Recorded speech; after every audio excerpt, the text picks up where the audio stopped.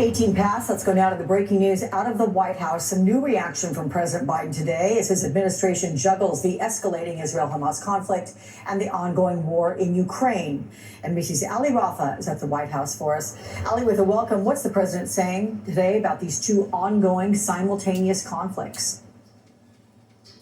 Yeah, Alex, what we've heard from White House officials in the last week since this war started, just how the U.S. was going to be able to juggle potentially aiding both Ukraine and Israel. Earlier this week, we heard Secretary of Defense Lloyd Austin say in his words that the U.S. would be able to walk and chew gum at the same time, to be able to continue providing military and humanitarian aid to Ukraine while also helping our oldest and closest ally in the Middle East, in Israel.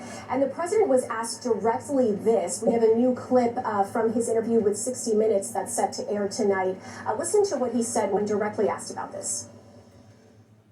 Are the wars in Israel and Ukraine more than the United States can take on at the same time? We're the United States of America, for God's sake. The most powerful nation in the history, not in the world, in the history of the world. The history of the world. We can take care of both of these and still maintain our overall international defense. We have the capacity to do this, and we have an obligation to. We are the essential nation, to paraphrase the former Secretary of State. And if we don't, who does?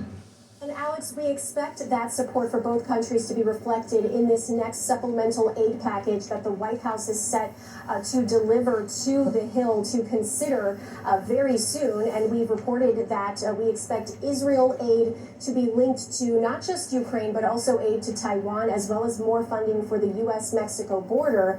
The big question now is whether that's all going to be able to pass as one and how long that's going to take, considering we know that the House is essentially paralyzed and not able to do anything without a Speaker of the House.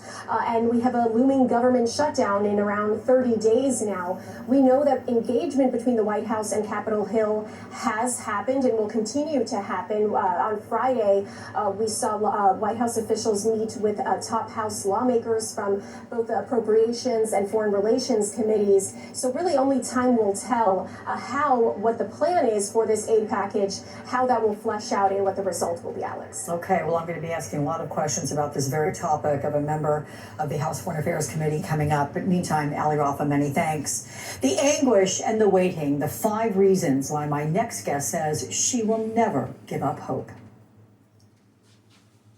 It's a good day to